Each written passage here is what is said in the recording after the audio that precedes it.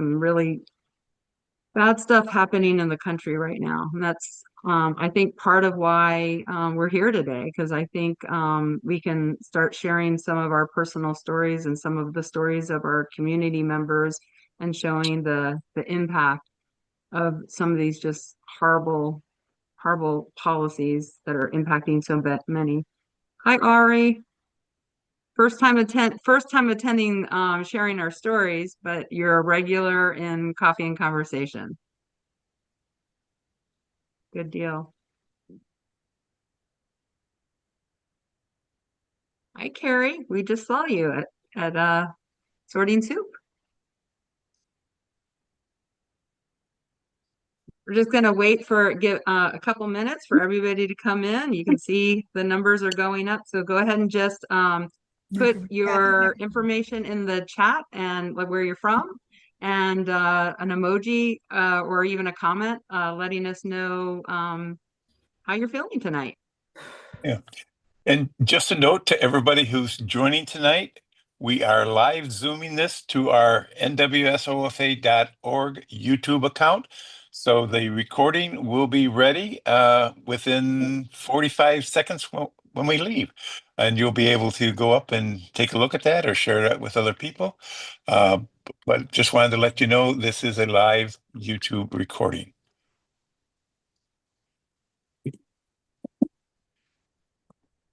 Back to you, Dr. Chris. Okay, yeah, I'm just gonna let people keep joining in, and then we will start here in probably 1 minute. But if you are on, I am going to assume that you came for our sharing our stories session.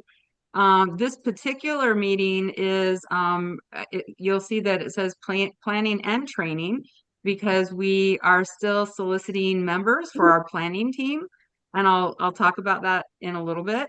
And then we are just so lucky to have a guest speaker tonight, Erica Vladamir out of New York. And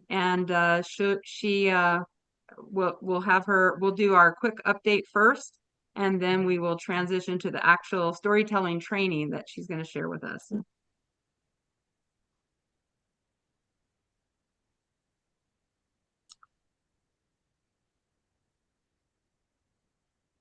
All right. So Bill, you let me know. I know we were expecting about 50. I see 76 here. Because I think you said the normal flake rate is about 50%. So you think is this typically when you would start? Yep. Yep, 7:06. Okay. Sounds good. All right. Well, good. All right. Well, welcome everybody to sharing our stories. This is officially our second meeting. Though we did have kind of an in-between meeting when we had a cancellation of our training session for letters to our editor, and some of you may have joined us. We had somebody cancel because of a family emergency, so we went ahead for anybody that had signed in to go ahead and really just give an update. So what I'm going to do, next slide, Cecilia, is go over the agenda for tonight. All right. So, like I said, welcome everybody on the call assisting. Or I think I'm probably not going to go through everybody's name, but you can see Cecilia. I know Boot Money's here. Stephanie will be assisting with tech. Adrian and Rebecca may join us. Hopefully, I didn't leave anybody out. So I wanted to start by giving a little bit of background about how this group came to be.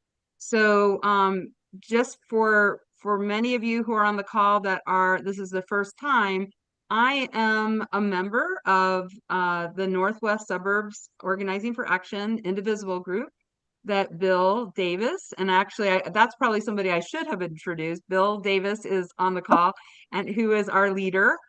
And every morning we have a session called Coffee and Conversation, where people from all over the country that are part of the Northwest Suburbs Indivisible group get together.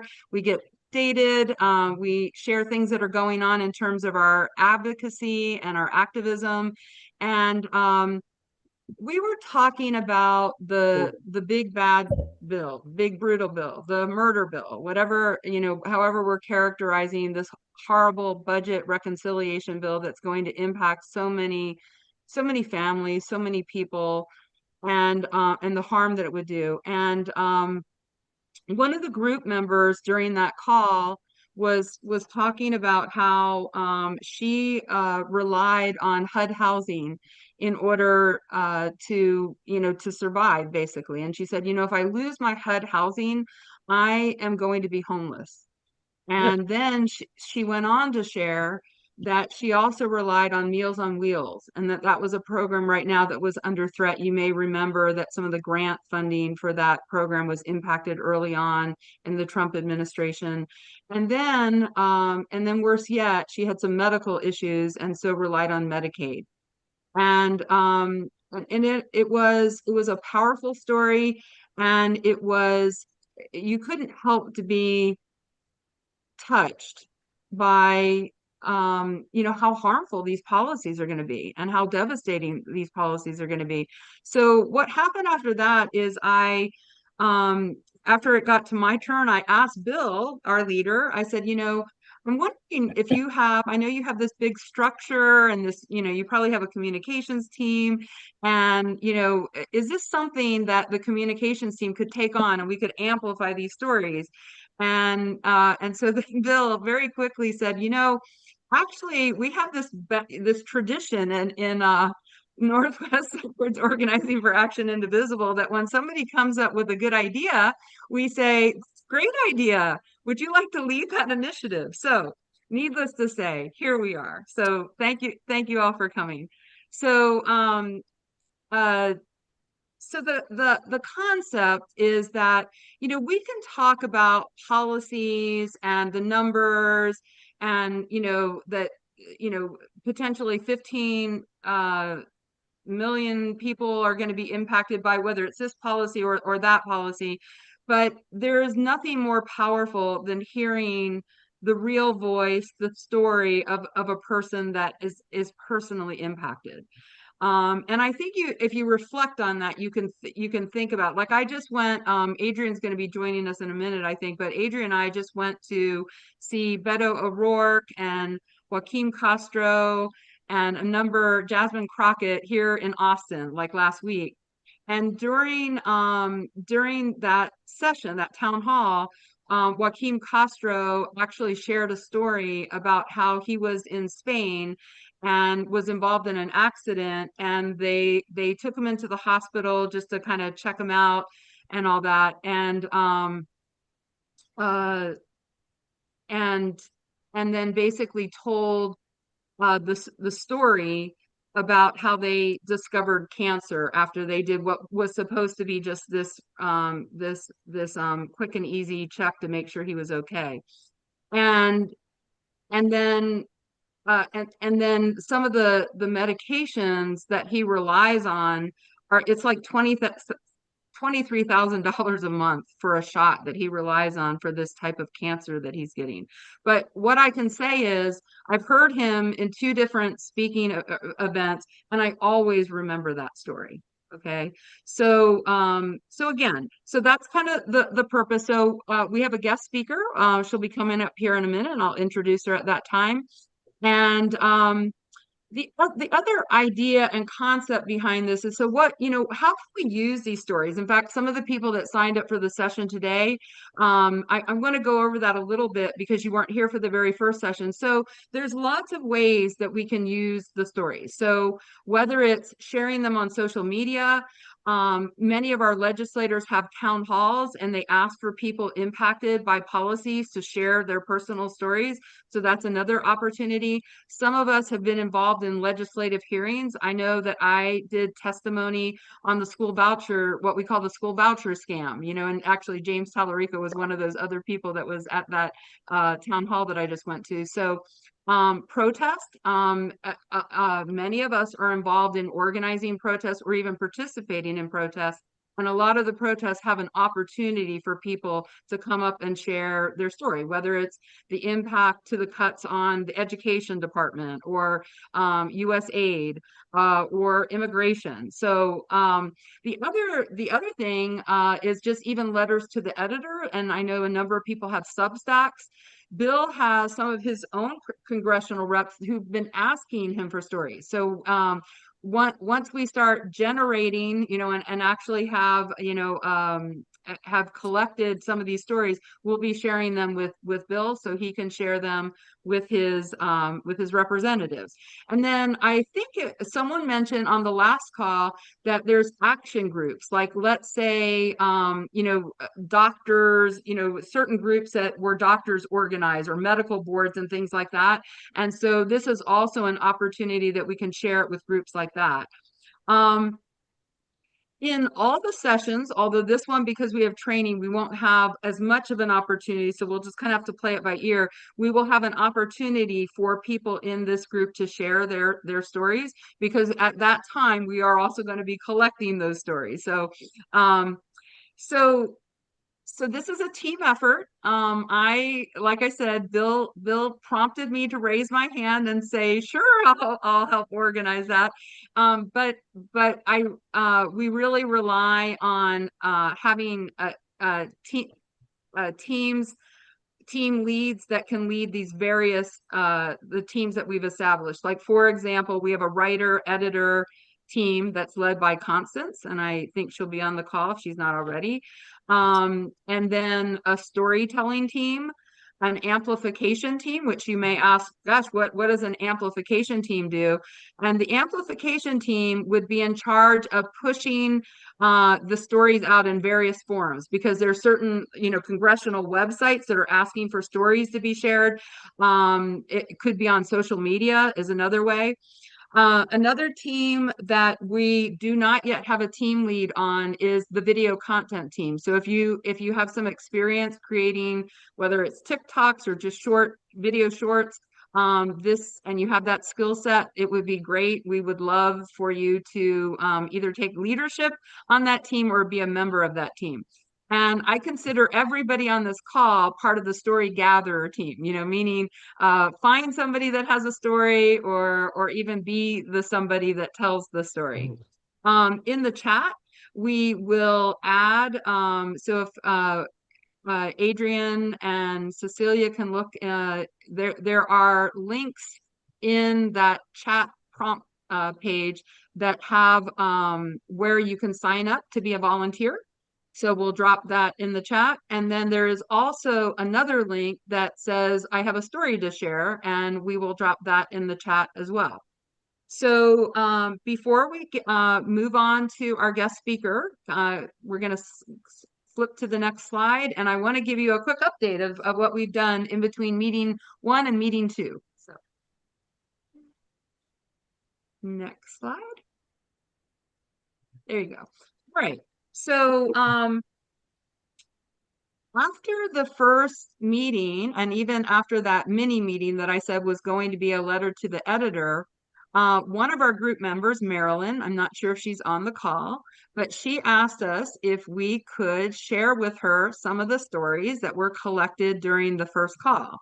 And so what we did is we compiled those stories, and what she did with those stories is she decoupaged them onto tiles, like the tiles you might have for your floor, right?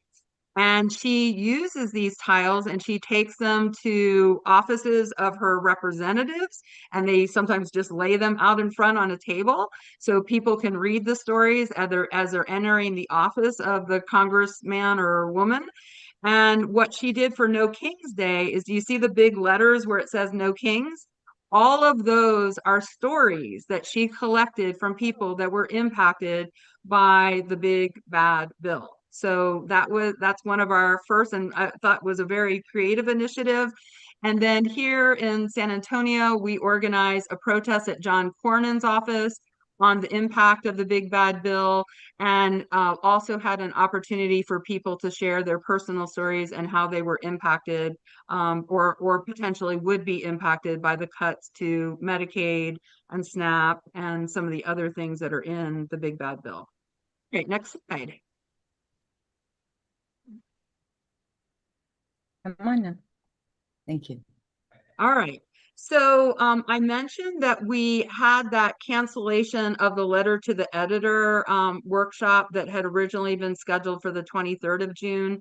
And so what we did in lieu of that is Indivisible has an excellent letters to the editor workshop. So here we have the recording, the slide deck, as well as even a resource guide.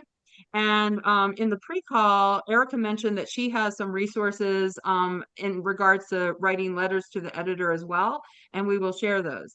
The other thing we asked people to do, because we wanted to get kind of a soft start, is there is a website called Home of the Brave, and it's an opportunity for you to upload a video with your story. So if you are so inclined, you can still do this. But here's another thing you can do, even if you aren't inclined to do that.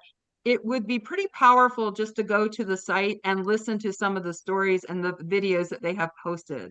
Again, so you can see the impact. And also, if you're hesitant about even creating your own video, it might be helpful just for you to see other people that have done so.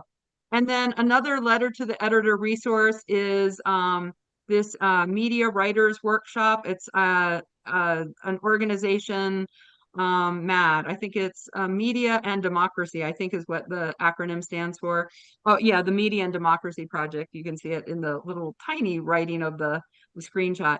And they have also a writer's resource guide, especially for those of you who might be interested in being on the writing team.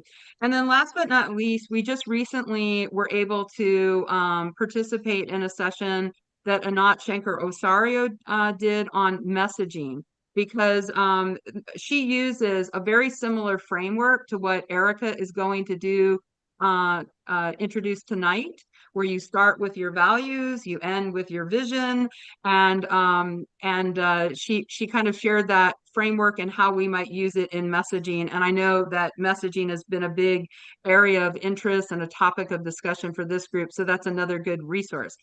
Next slide. Are you going to just, Chris, just Oh, quickly? actually, hold on. Yeah, no, you're right. So we're transitioning to Erica now. So yeah, the next slide is actually just the wrap up. Thanks.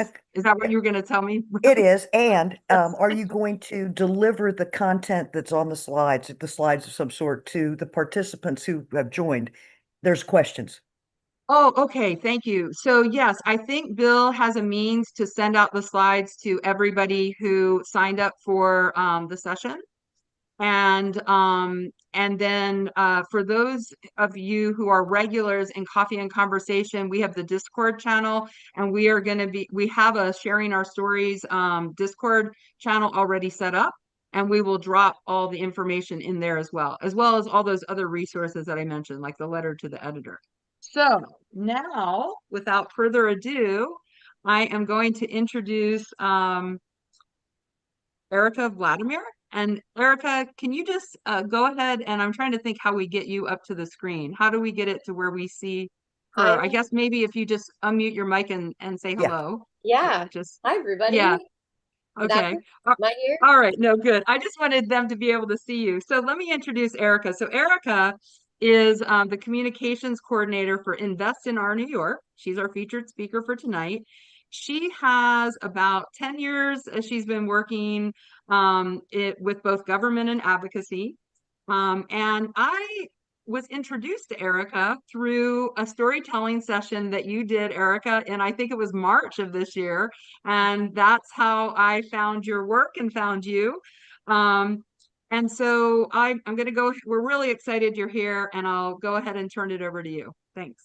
Thank you. Thanks, Chris. And hi, y'all. Thank you so much for letting me join you this evening. I am also a member of my local Indivisible chapter here in New York called Empire State Indivisible. Don't know if we have some New York folks on this call, but shout out to us New Yorkers and Indivisible chapters at large. And it is just so awesome to see how much you all are coming together in the work you're doing, and might have to pick some of your brains to figure out how we can bring this to New York so we can continue to work together. But that is for another meeting. As Chris mentioned, I am the communications coordinator for Invest in Our New York. I'm probably going to use the acronym more often than saying Invest in Our New York. So if you hear me say IONI, that's what I'm talking about. Just so you all know, Invest in Our New York is a statewide campaign here in New York. We work for economic and tax justice, largely on the state level, but you know, over the past year, conditions have changed and we have looked to the federal level as well and looking for those links of how what happens on the federal level ties back to the state and what state lawmakers can do. When you hear things like tax the rich, that's what we're looking to do here in New York. That is one of the things we are fighting for to combat what we call the federal budget scam, which a lot of you, and I know Chris mentioned and called it the one big bad bill. And so, you know, we also found the need to be able to help people share their stories.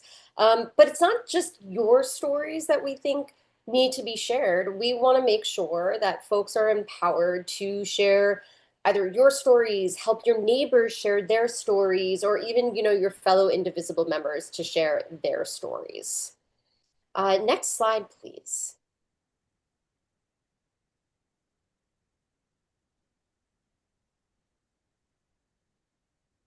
Okay, so here's what we're going to talk about a little bit today. We are going to just talk about the goal of this training, and I'm going to dig in a little bit into what this goal is and what it actually means. After that, we're going to go over some of the current political and policy conditions that make storytelling so important, though I don't think I'll be sharing anything you all don't know, so I won't go into too much detail.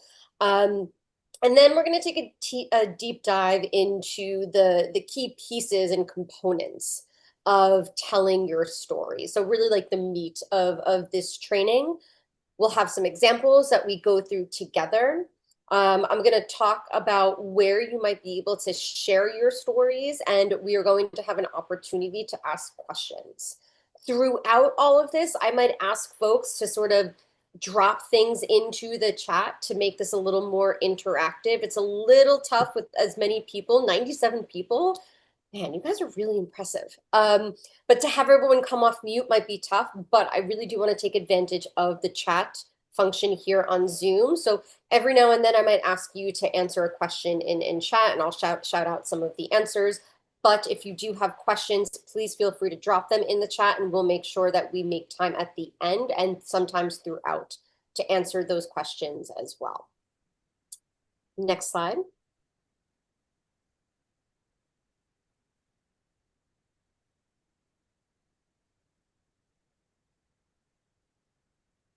All right, is everyone ready? Let's get into it.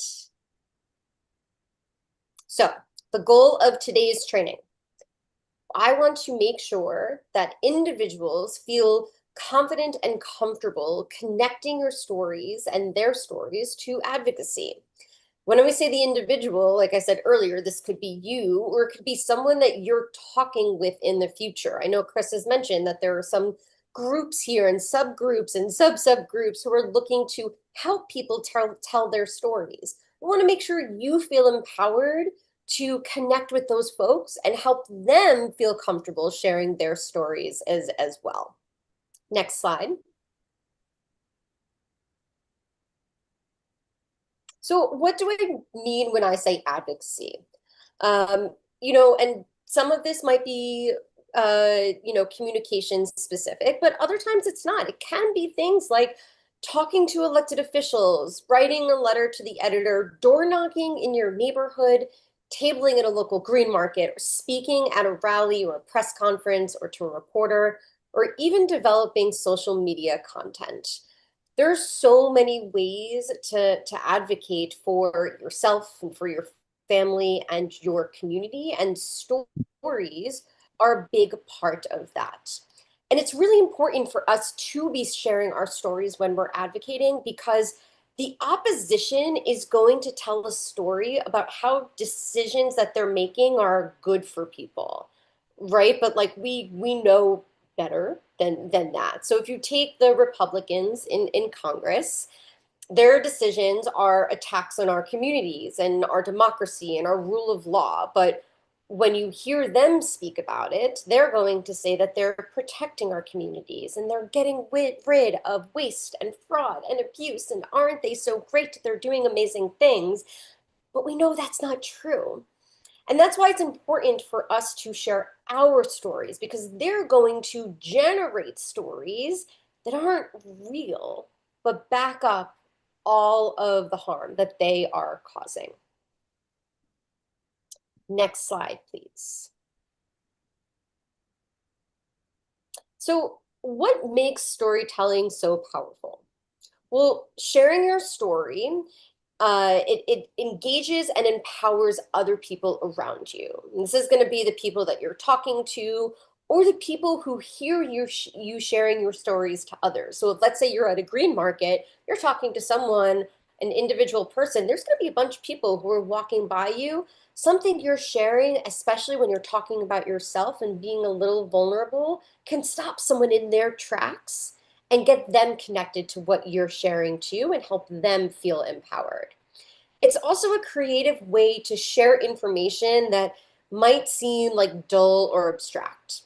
We are connecting information to people's experiences, and that means we can engage others when their eyes glaze over. Look, it's really hard for people to think about the concept of $3 or $4.5 trillion, right? We know that it's a big number, but when we say things like a $4.5 trillion cut means I'm not going to be able to stay in my home, I'm going to be evicted, that personal piece of it is what actually resonates and sticks with people and helps them understand what that $4.5 trillion actually does. And so in the same vein, it makes our work more relatable and credible by showing a direct impact that it's going to have on people, whether it's in your state or in the country or in your community, right on your street. It's one thing to hear about policy change on a legislative and statistical level, and it's another thing to hear about it when it reminds us of ourselves or someone that we know.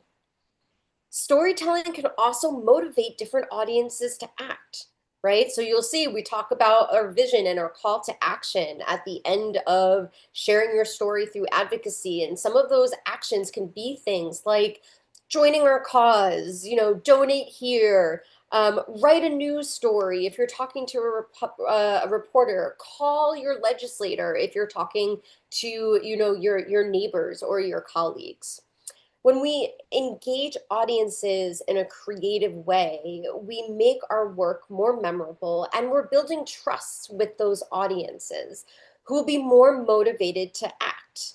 And as I said, those can be people like your fellow Indivisible members or reporters who feel a sense of responsibility to share stories, and legislators who are responsible for representing us. Next slide, please.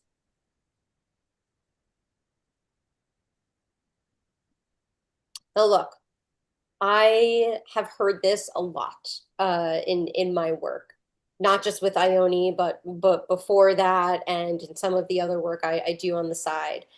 You might be saying to yourself, or someone might come to you and say, I don't have a story to tell. And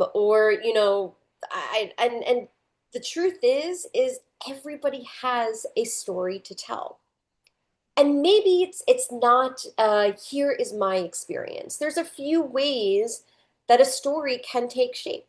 Yes, it can be a direct experience, and an event in the past or something that someone is personally going through right at this moment. It can be something that a family member or a friend has experienced, and because it's someone you care about, that's a story that you might be able to share. But it could also be about something that got you involved in advocating for your community. Maybe your story centers around your value more than an experience. And we'll dig into that a little bit more. So I want folks to take 30 seconds and if you would feel open to it, sharing in the chat. Why are you here? What made you come to this training?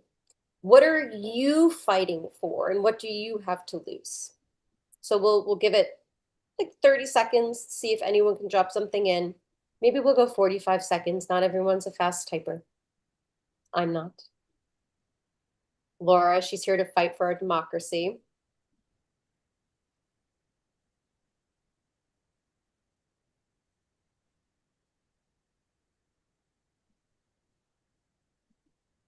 A world where my daughter can survive and thrive. Carrie, yes, right? Connecting it to someone else, maybe not us. Feeling very discouraged and find a way to make a difference besides phone banking. And Lisa, you know, being able to share your story while you're phone banking could be also pretty powerful and maybe change the way you feel about phone banking. Fighting for grandchildren. You like storytelling, Lily-Ann, I love that. And you're right, they can be really motivational.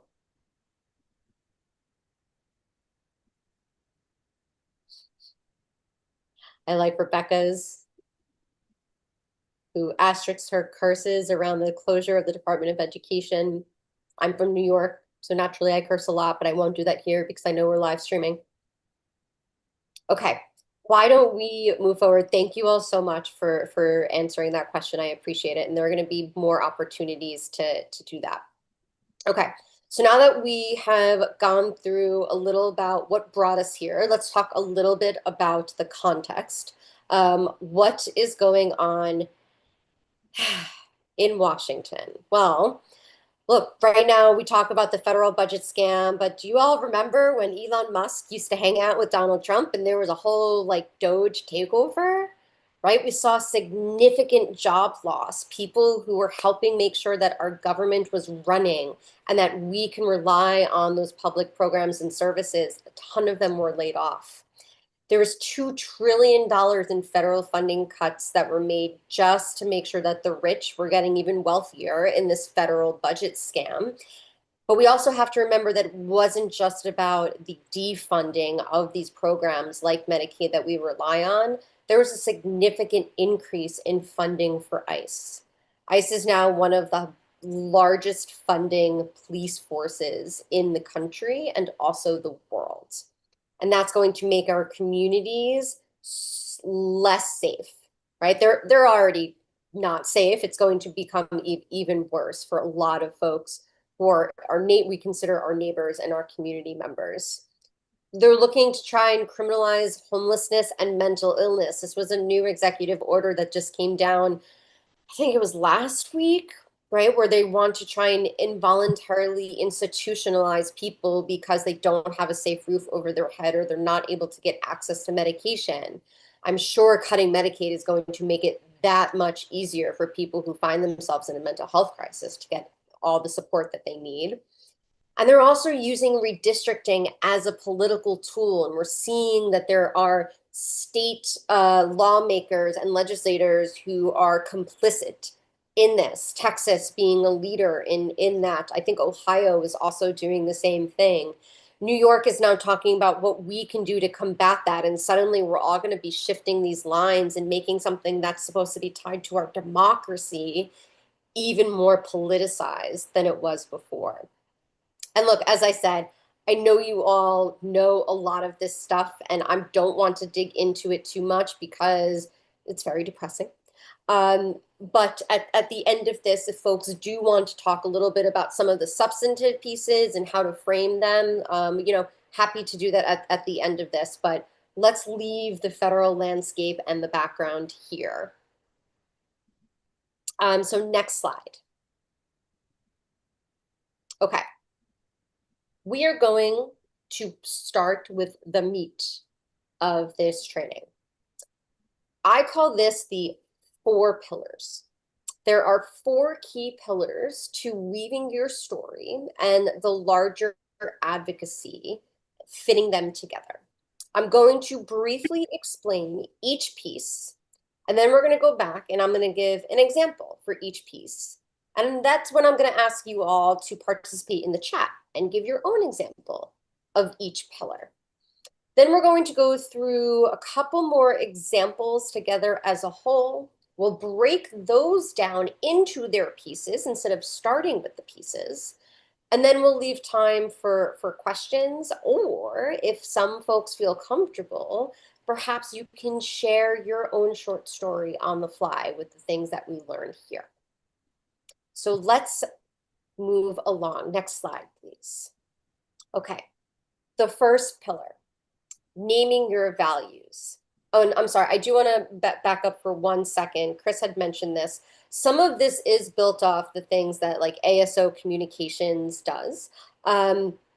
It's really built on this idea of what we call race class narrative. And so that's why things like values are really important. I'm happy to provide folks with some of like the back end work that I've read and looked over if you're interested in that as well. Okay, so the first pillar, naming our values. Who are you and what do you believe? Why do you do this work? Why do you volunteer your time? When we identify who we are when we're naming our values, we are reminding whoever it is that our audience is that we're a part of the community that we're fighting for. So for example, and this isn't me, and this is just an example. I'm a New York retiree, and I believe Social Security is a right, not an entitlement. So if you feel comfortable, please drop your own example of naming your values in the chat. We'll give that a couple of minutes.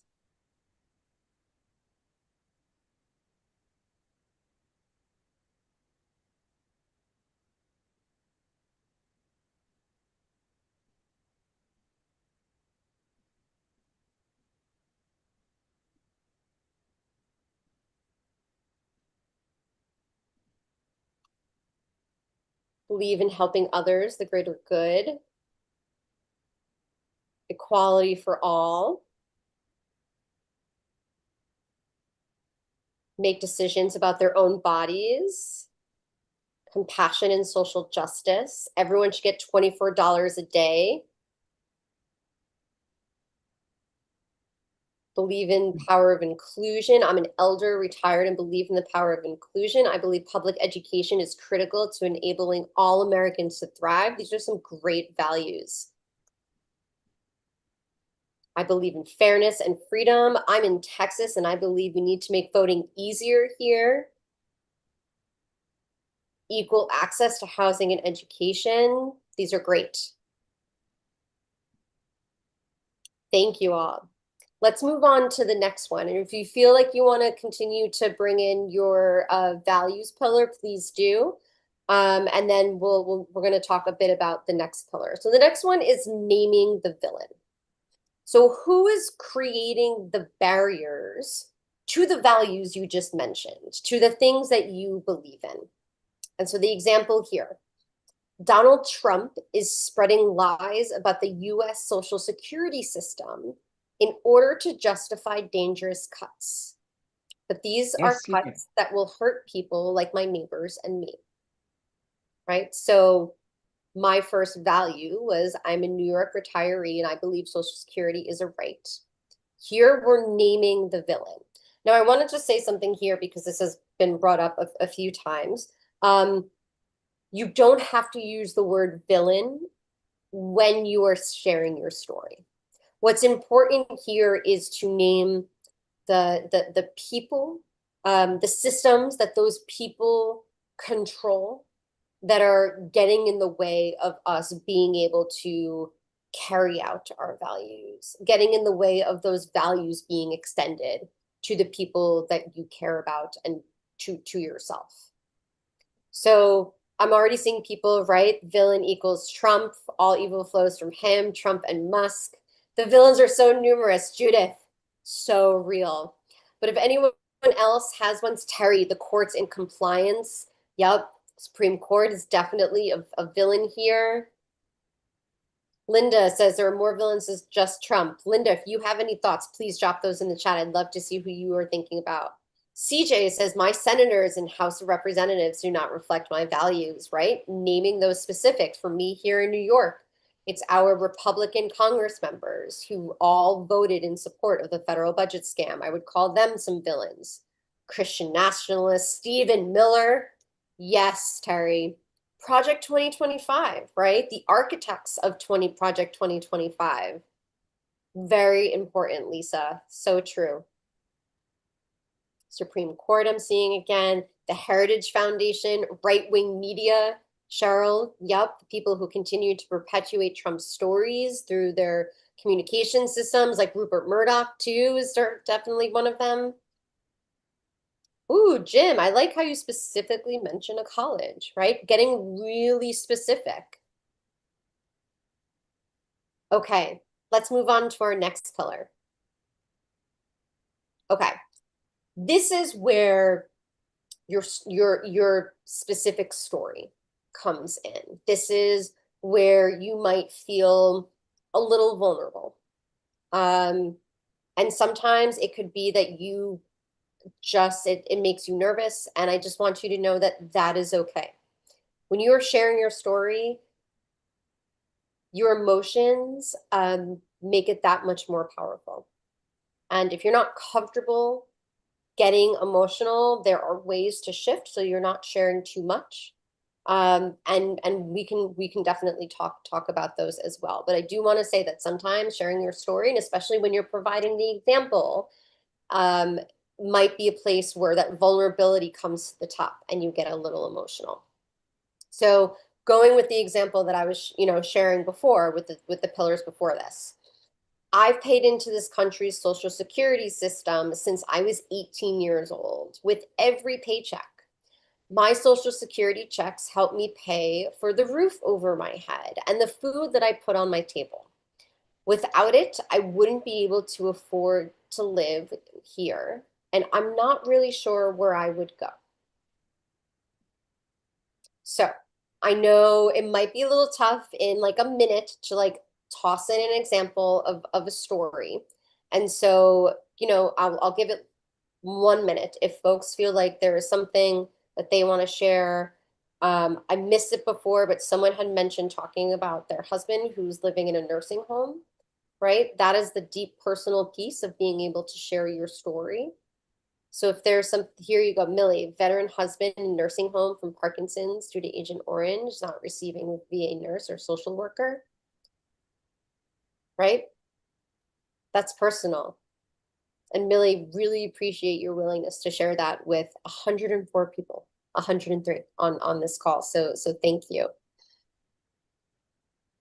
Yeah, people with humanity will be moved. That's right. Renee, my oldest brother, has stage 4 cancer, and the cuts to funding cancer research will lessen the chances that my brother will live. I have a friend who lost their LI heap energy assistance and gonna have trouble with enough air conditioning this summer. We know that that can be deadly. I became homeless due to lack of childcare, frequent robberies, and medical care. Kayla, thank you for sharing that.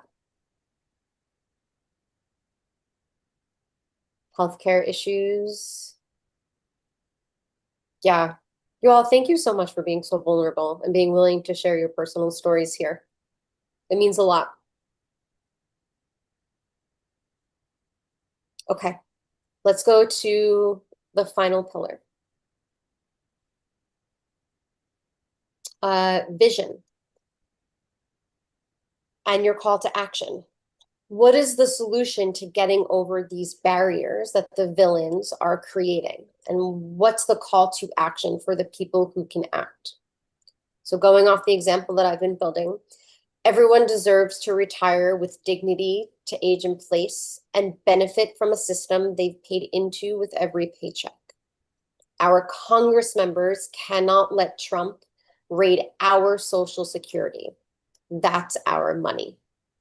So you can see I have the vision first, and then there's also the call to action there. Who are the ones that need to act? What do they need to do? And sometimes it can be just as broad as Congress members cannot let Trump raid our Social Security. Not all of us are going to be experts to know, well, how do they do that, right? That is up to our Congress members. That's why they're the ones in office. If you do know those nitty-gritty details, then yes, you should obviously share those. But it's okay just to say that you need to protect us. You need to protect our health. You need to make sure that our Social Security isn't raided. That is their responsibility, and calling on them to do that in those simple, broad terms is still powerful. So if folks want to share, do you have a vision? And what's the call to action? Medicare for all. There's a vision, Cheryl. Do you have a call to action with that? I'd be curious if what yours might be with that vision.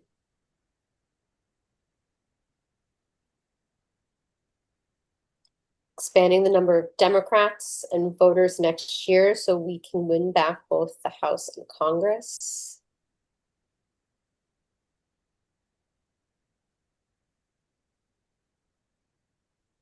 Reasonable housing for all. That's another good vision. Backing candidates who pledge to work towards Medicare for all. Thank you, Cheryl. Yeah, that's a good one. Bringing back the rule of law, protecting individuals' health. Convince our senators for universal care. There you go, Janet. That's another good call to action for something like Medicaid.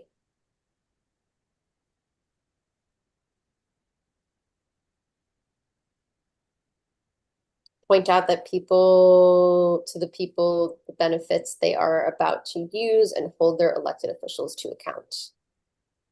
To lose. Yes, Yvonne.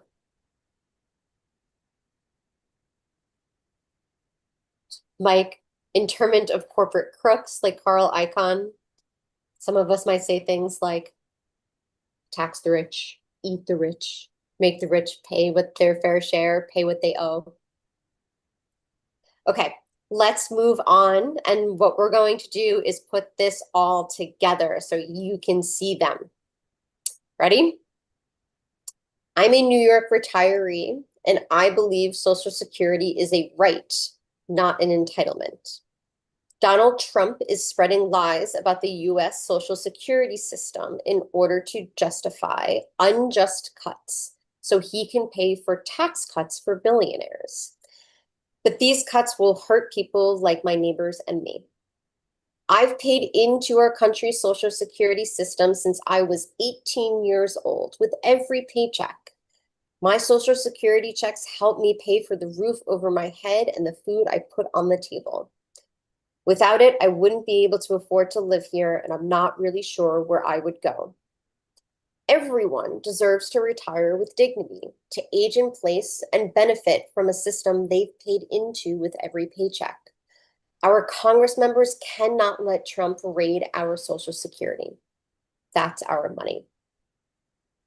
And so you see, when you put these four together, and I know it took us a minute to get through these pillars, but you can bring them together.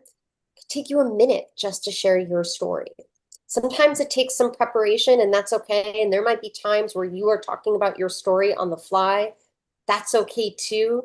But the more you share it, the more comfortable you're going to get with it, and the easier it's going to be able to share your story in a time where someone at the green market has to go get the honey, the local honey, before it sells out, or they need to get their kid home before nap time, so you only have that time.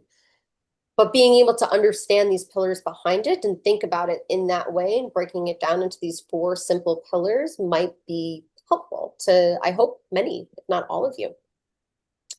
Let's do a couple of more examples. And this is where I'm going to share the full story first. And then what I think I'm going to do with the first one is ask folks to help me break it down by using the chat. Okay. Nope, next slide. All right. Full story. And this one is a real one. My name is Erica, and I've lived in New York City for 10 years, and I believe everyone has the right to high quality healthcare. But congressional Republicans and Donald Trump just cut funding for Medicaid so they can pay for tax cuts for the super rich. I know how important Medicaid is. 2 years ago, I needed surgery, and the only way I was able to afford it was through Medicaid. Without it, I would have been forced to go into significant medical debt or not have the surgery and live in severe pain for years. Instead of slashing funds for Medicaid just to cut taxes for the super rich, Congress should be investing even more in healthcare, and they can do that by making billionaires pay their fair share. Okay. Now, I'm going to leave that up for a minute, give everyone a minute to be able to read it one more time. Remember, thinking about values, naming the villain, providing an example with a personal story, and then a vision and call to action, right? Those are the 4 things that we want to look for when we're seeing an advocacy story being told. Okay, if we can go to the next slide.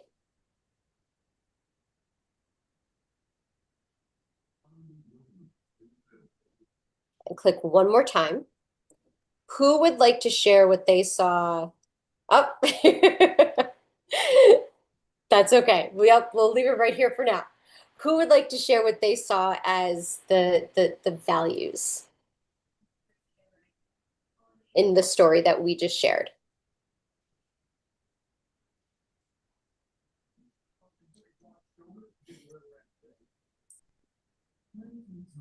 Right to healthcare. That's right, Eileen.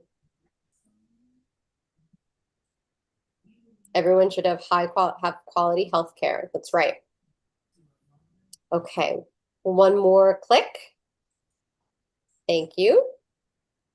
Values. My name is Erica. I lived in New York City for 10 years, right? Also making sure we're grounding ourselves into the community we're fighting for. And I believe everyone has the right to quality healthcare. And it may have looked like targeting. And so there. Next click. Okay. Who were the villains that we talked about in that story?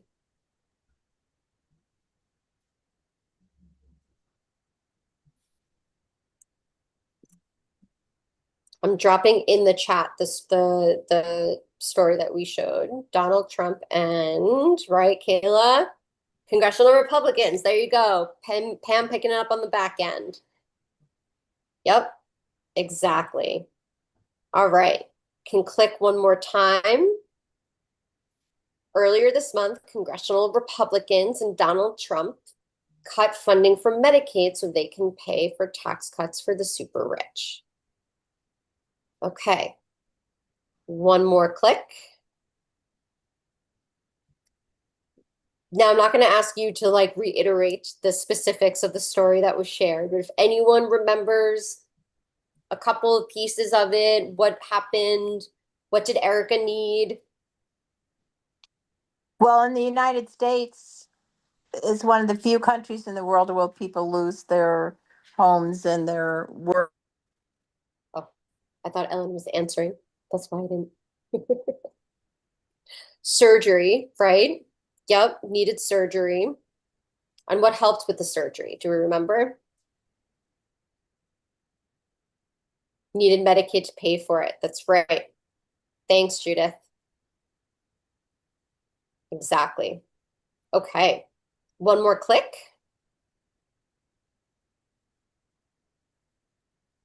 So I know how important Medicaid is. 2 years ago, I needed surgery, and the only way I was able to afford it was through Medicaid. Without it, I would have been forced to go into significant medical debt or not have the surgery and live in severe pain. Okay, next click. Vision. What vision did Erica share? Have the rich pay their fair taxes. Congress should invest more in healthcare. Yep, exactly. Okay, we can do that final click. Instead of slashing funds for Medicaid to just cut taxes for the super rich, Congress should be investing even more in healthcare by making billionaires pay their fair share. Exactly. See, you guys are pros. You already know what you're doing. Okay, let's do one more. We'll do this one a little more quickly because I want to make sure that we have enough time for questions and for people to give their own examples if they want. Ready? My name is Erica, and I believe everyone, including my unhoused neighbors, deserve a safe, affordable roof over their head and the health care they need. But the Trump administration just announced a new effort to throw homeless people, including people struggling with mental health issues, in jail. I take the New York City subway to work every day and do my best to provide support for homeless New Yorkers who take shelter in the station. Sometimes I bring them food from the bodega. Other times I'll bring them vitamins. But I know that's not enough. New York City rent is impossibly expensive. Hospitals don't have the resources they need to help people in crisis, and spending the night in jail can be deadly. Trump's new initiative will only put more people in danger. We need our Congress members and senators to fight back against throwing homeless people in jail. Instead, they should make it easier to afford a home and expand access to community level mental health support. That one's a little like wordy, right? But and it wasn't about Erica, but that's why I wanted to throw something like this in there. So let's go through this one together. So next click. So we have values, and we can click one more time. So my name is Erica, and I believe everyone, including my unhoused neighbors, deserve a safe, affordable roof over their head and the health care they need, right? Seeing that is simple, that is something that anyone can feel and believe. Nobody So the cares. value here is something that we, isn't too convoluted, a little tricky. We're gonna do one more click. Murder all day And long. one more. And then here we have naming the villains, right? But I The can't have villain you. just happens to always be like the same villain. So the Trump administration just announced a new effort to throw homeless people, including people struggling with mental health issues, in jail. And then we have the story. And this is where it gets a little different.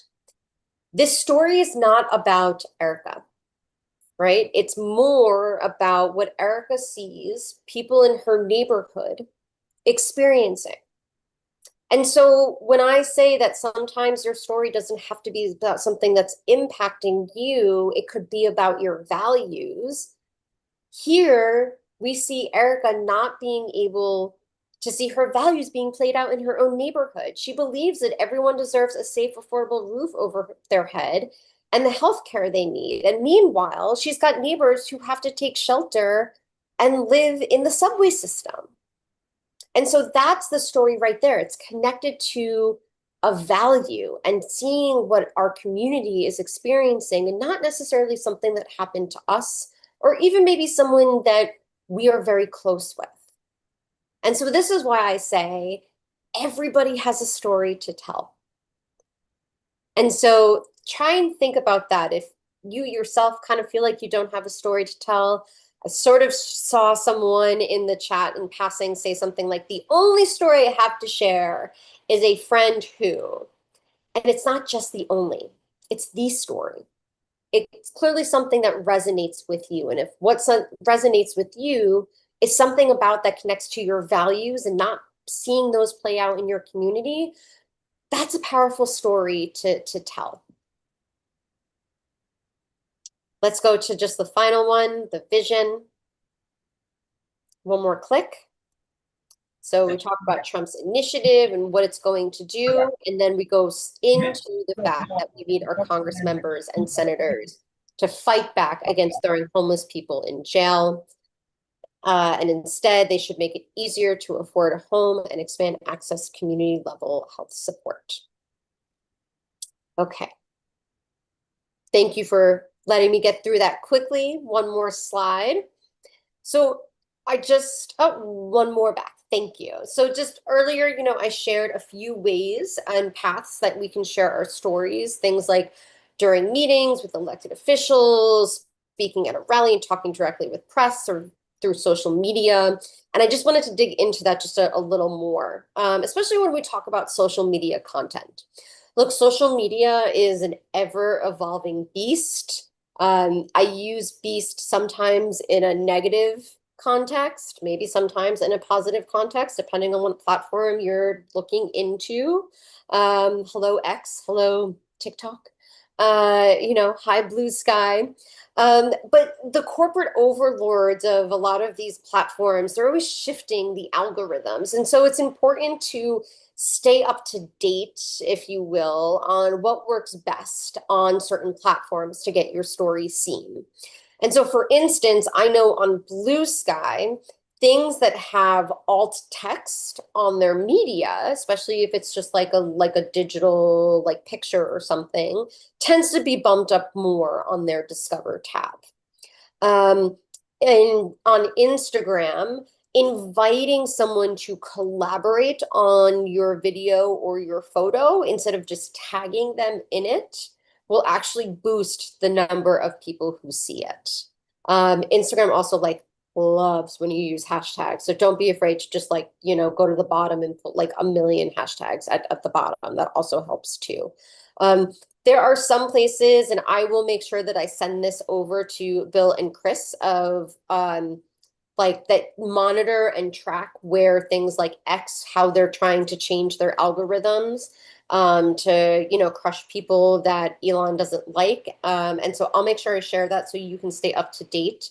But there are always just some smaller best practices. I'm going to admit I am not a social media guru, and so I don't have like a big guide that I can share with y'all, but I'm working with some folks and looking to put those together, some folks on the national level who do digital organizing and digital communications specifically. I'll make sure I share that out. The other thing I wanted to discuss, and I know Chris had talked about this, you all were going to have a training on letters to the editor. I love letters to the editor. I think they are a very underutilized tool to connect with people who aren't really out there. Maybe they get a lot of their news from, just like hyper community spaces. And those aren't people you're necessarily going to meet on the street or at a meeting like this.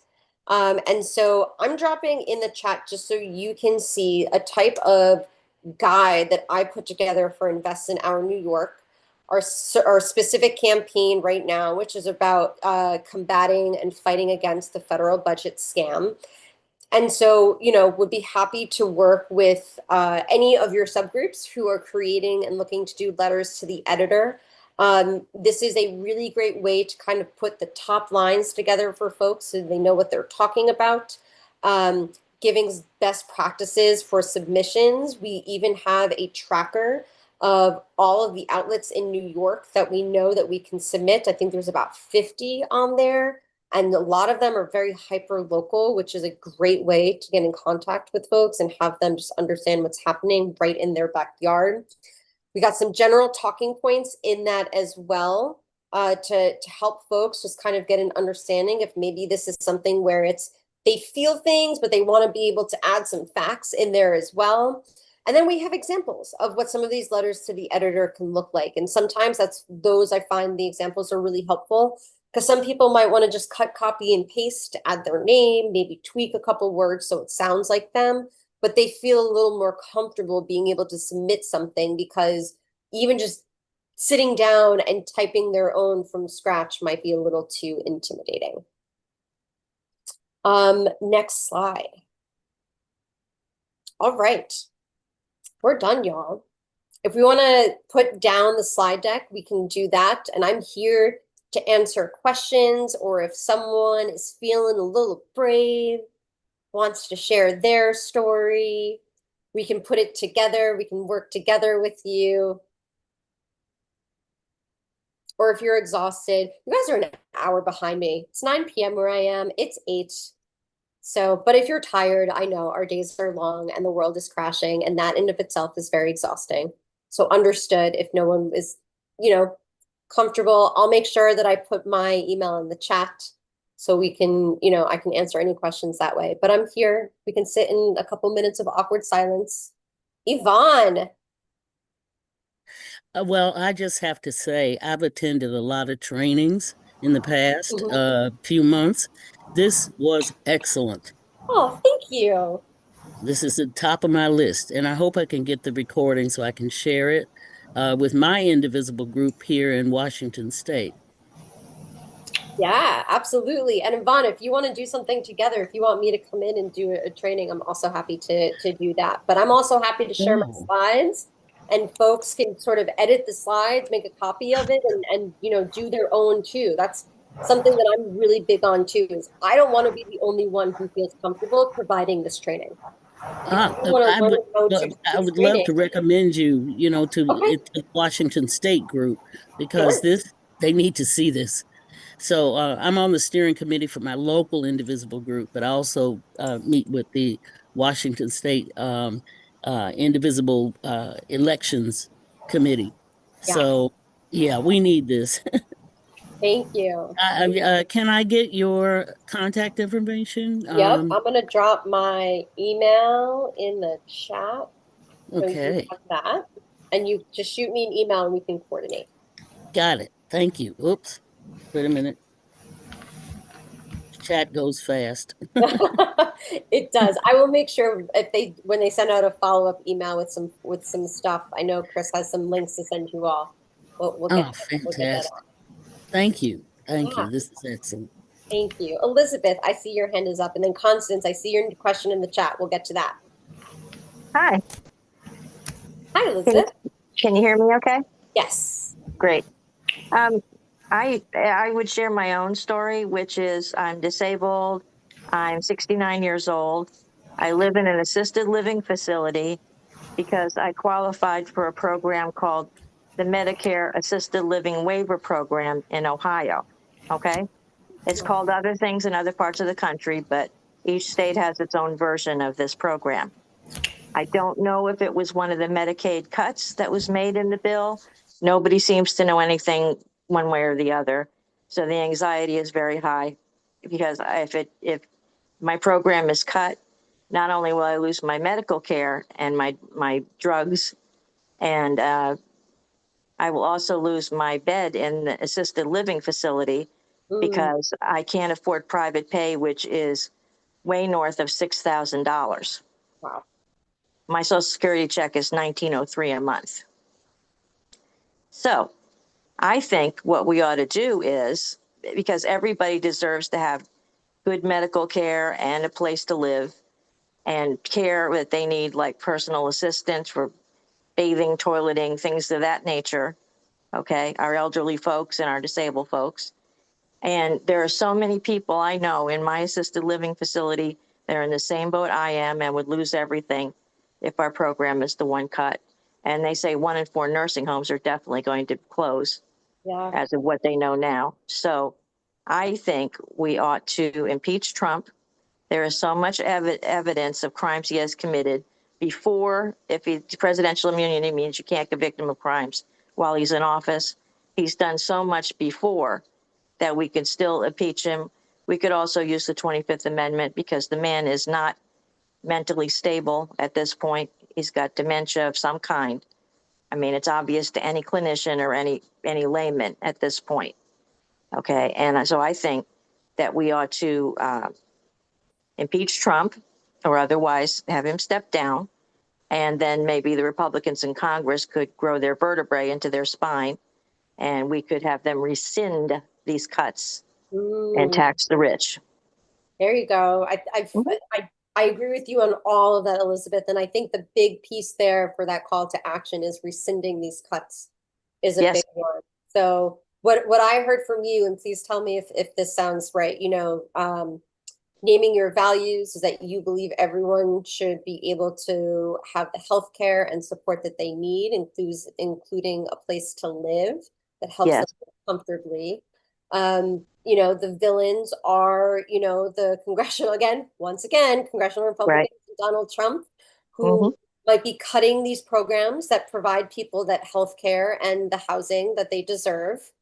And your personal story, you yourself are relying on a really important Medicaid program that it makes sure you can live in an assisted living facility that is giving you the support you need to be as healthy as you can be. Exactly. And without it, you could very well lose your home and your healthcare.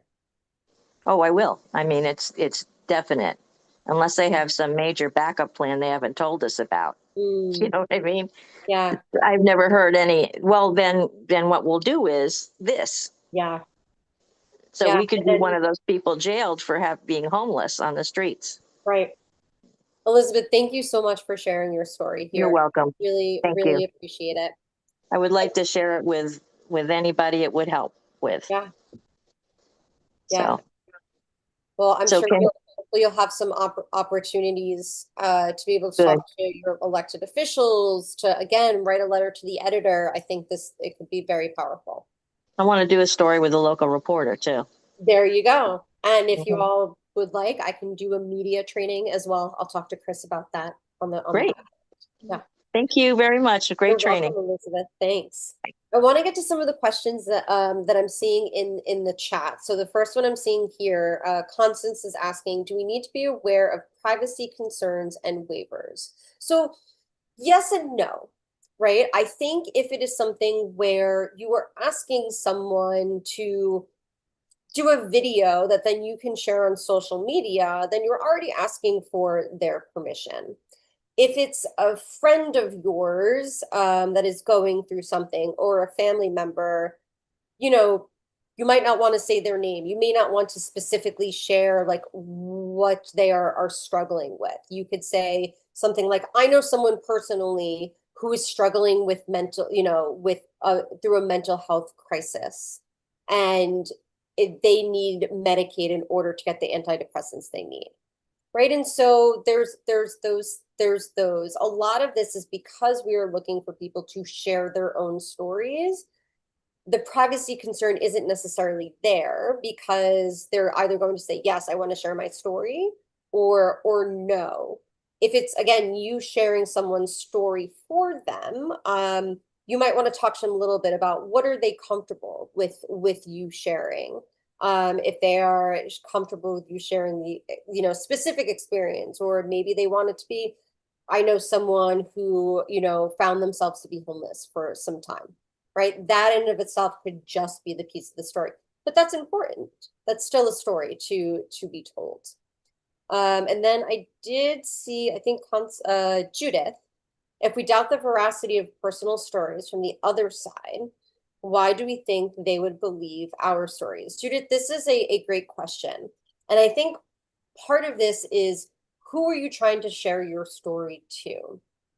And, you might have some lawmakers, some Republican lawmakers who are just going to sit there and nod and smile. And they're going to pretend that the stories that you're sharing don't impact them.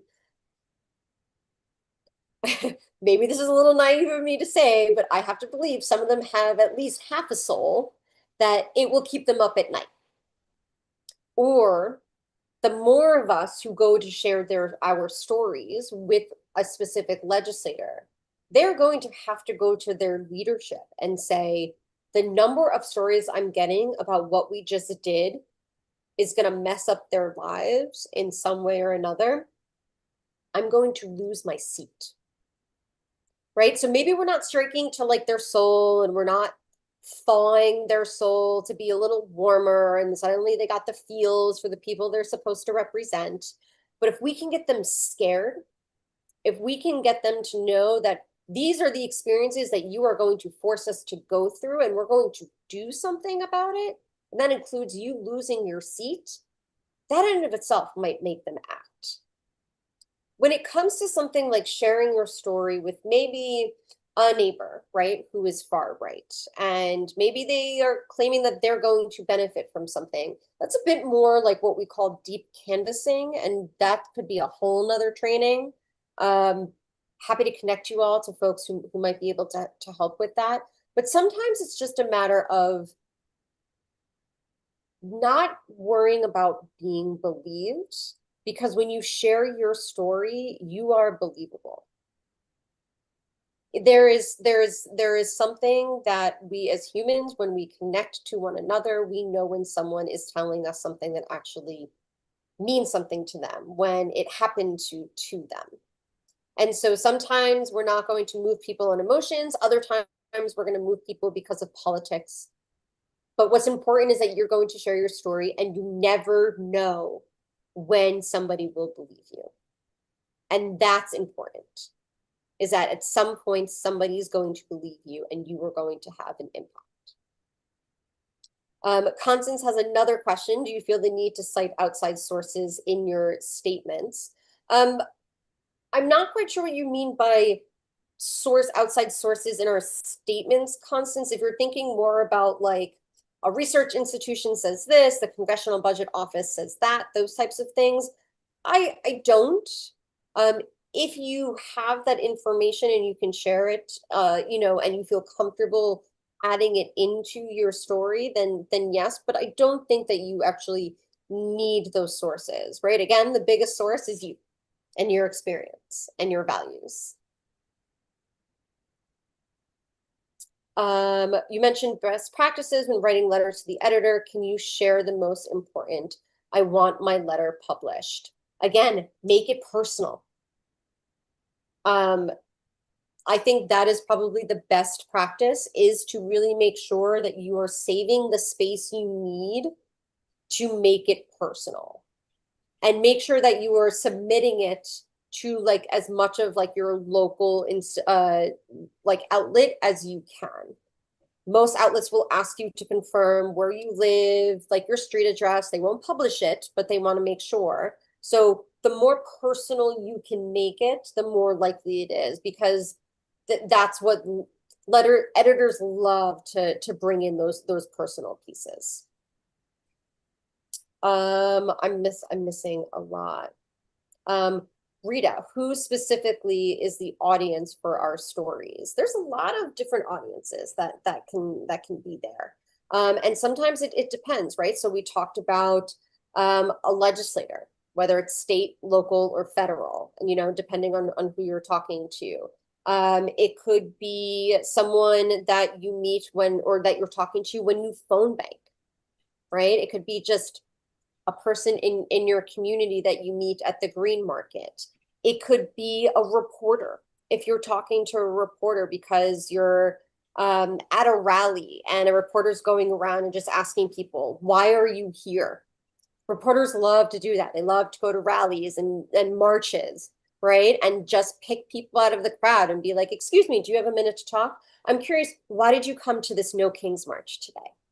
Right? Those types of things, that can be your audience as well. I see Lisa and then Richard.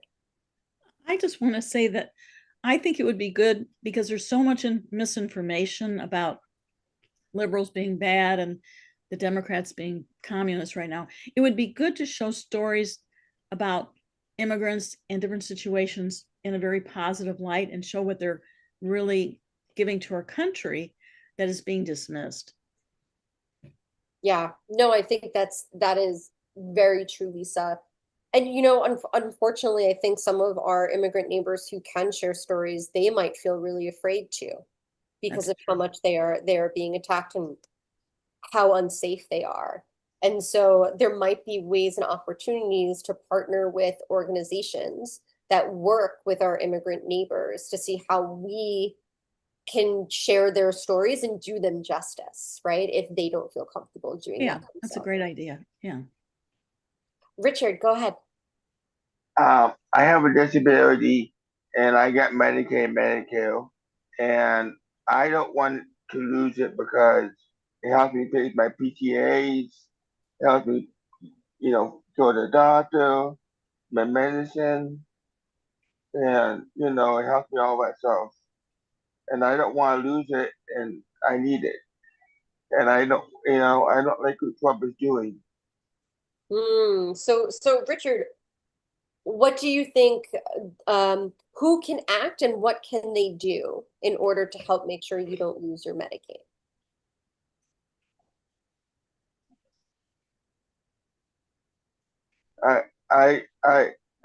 Alka, Minnesota has been helping out with it. That's great. No, I think that's great. And maybe it's, you know, our Congress members, right? We were talking about this earlier, need to roll back their cuts, right? And make sure that they don't take Medicaid away from people. like you. I Right. think, yeah. And I think that right there, adding that ending of like, not, this is what you need, because Richard, you are so not alone in this too. And thank you so much for speaking up here and talking about the fact that you rely on Medicaid and Medicare to, help through manage your disability. You are not the only one who's going through that. And so having that call to action at the end, we need these lawmakers who are looking to take our Medicaid away to stop and make sure people like me have what we need to manage our disability.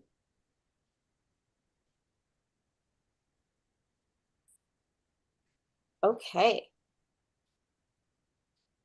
I don't know how we're doing on timing, but it also looks like we might be good and Yeah, I wrapping up. think we're good. We probably just need about 5 minutes to wrap up just where we are with all our groups, but you're good. Go carry on. Okay. Yeah. We have a couple more minutes, and so if Yeah. anyone has any other like questions or things that they want to talk through, we'll sit here in a couple minutes of awkward silence if we have to, and then I'll kick it back No, over. actually, I have oh, Lisa's hand is up, but I have a question after she Lisa, speaks. is your hand, do you want your hand up still, or you? No. Okay. Oh, okay. Well, I just had a thought that there are a lot of rural hospitals that are already closing, or at least announcing it. How do we get the word out to those people who are not on social media, who are going to be most affected by this? And we need to get it out now because they have put the bill out into 2026 when, maybe they change hands in Congress. I mean, these are sneaky people. We have to outthink them. Yeah, yeah. So Yvonne, I will say, social media can be a very great effective tool, but it can also be a bubble. And we are at the behest of the people who control these social media platforms. Yes, we are. In a way that And the they can, algorithms. right, exactly. And they can sort of crush some of the things that we're trying to get out there. Oh, yeah. I think one of the best ways to, remind folks as to what's happening is to try and get out there on the ground.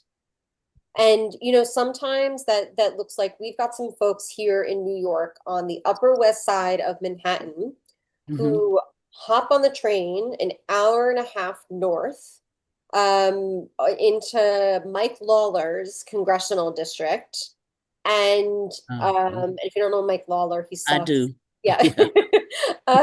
And they go and talk to people about, did you know that your lawmakers is looking to do this? And sometimes, again, that story there can be something like, in New York City, we have access to like a bunch of hospitals here in Manhattan, some of them public, some of them private, but we know that those people in Mike Lawler's district might be depending on more of a rural hospital, and we thought it was important to go up and talk to those people.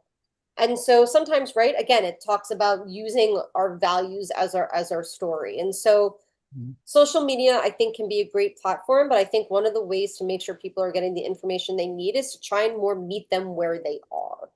And that might be on the ground in their communities. Thank you. Yeah.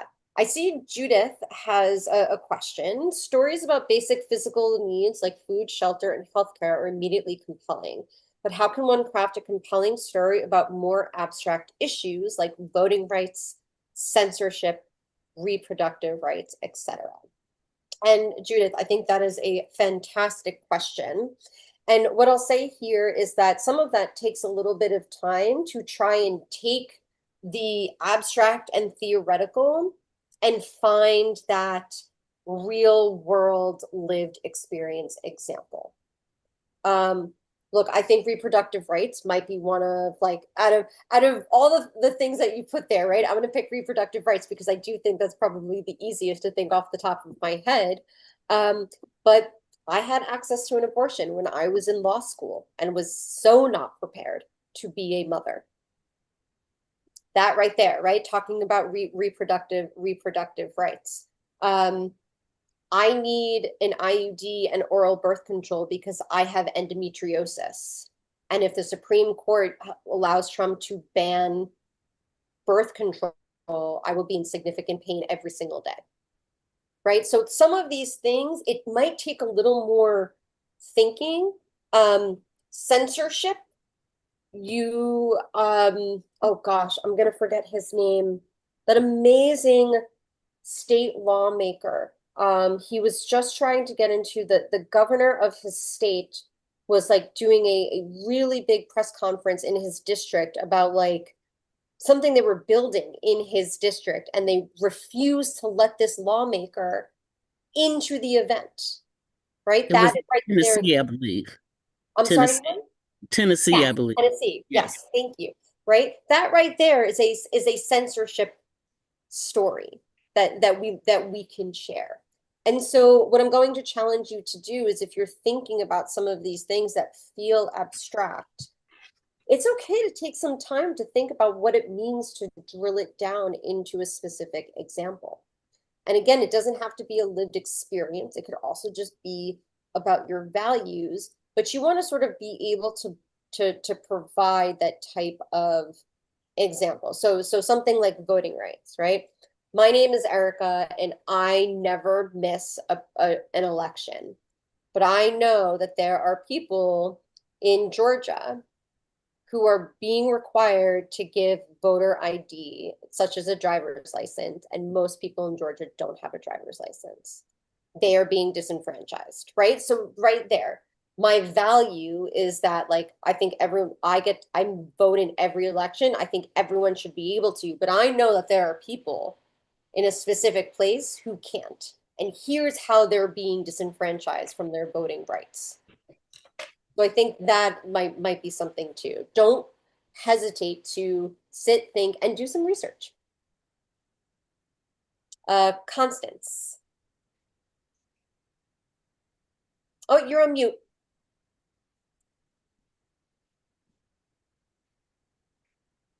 Okay, better?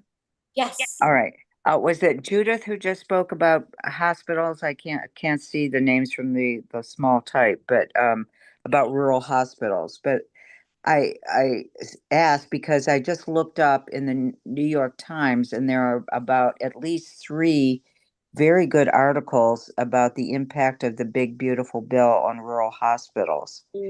So I'll try to put the links in the chat.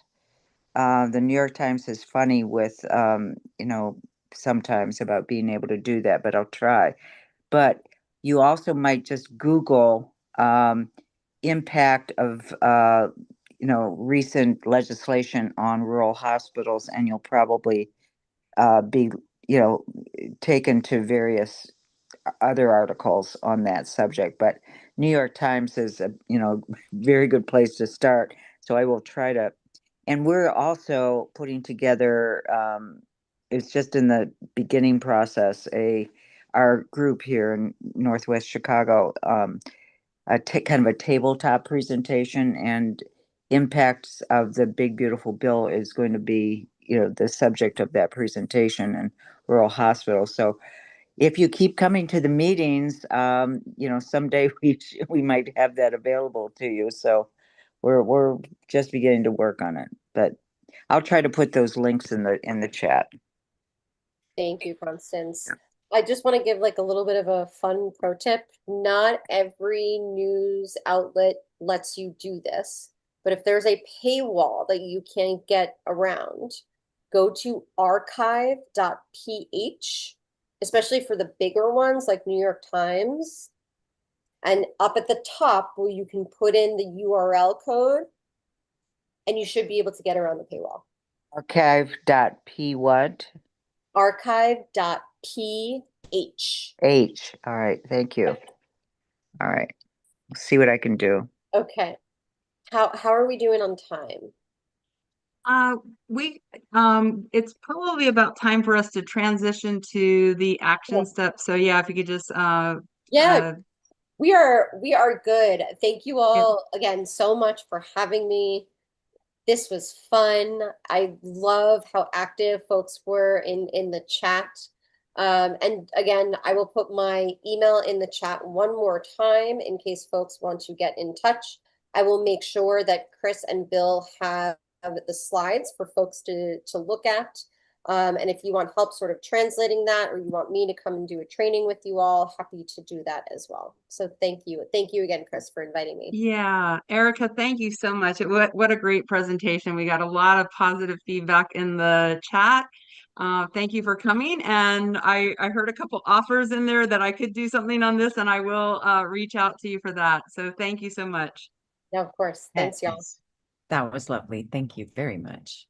Okay, so team, we are almost at time, but I want you to, if you can, hang on for about 5 minutes just so we can, in the chat are the forms that if you would like to get involved, and Cecilia is going to pull up that very last slide where I should, and actually even Cecilia, it doesn't matter because because it essentially is this. So where we are with the teams is we have a writing editor team, story collection, and that is Constance, who you heard from Constance, okay? And she, so if anybody would like to be part of that team, I have in the chat a thing that says participant sign up form, and it gives you an opportunity to just say what your skills are, what you'd like to contribute, etc. And like I said, it could be that you have a story to share. That's a role as well. And then we can reach out to you that way. And then we have a storytelling team. So that will be the person that actually coordinates with some of those who submit their application. It's okay. Oh, Cecilia's I'm sorry. cat's attacking her. Yeah, It's okay. I just got attacked. Yeah, Sorry. and we don't need the last slide because it's just basically saying what I'm telling you guys right now. And then the application team, I just explain that better because I think a lot of you can help with this. So Bill and I are on this group that is called Truth Brigade. And essentially they meet every other week, and there's about 5 or 6 people, and they just basically come up with a they're doing social media posts and they're wordsmithing it.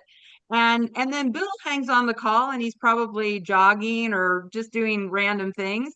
And then he waits until the whole social media post is constructed, and they try and do 2 or 3, and then he amplifies it. And what that just means is he pushes it out on all his various social media sites. So if you guys I heard several people say that they do social media, so you could be part of the AMP team. And then you've also heard me say that there are websites that we can push some of the stories up to, and it might be a matter of just taking the stories that we collected for that period of time and then putting them on those sites.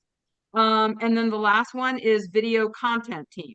Okay, so if you have a skill set creating video shorts or things like that, that would be great. In any case, I have already put them in the chat, the form, so you can grab them right here.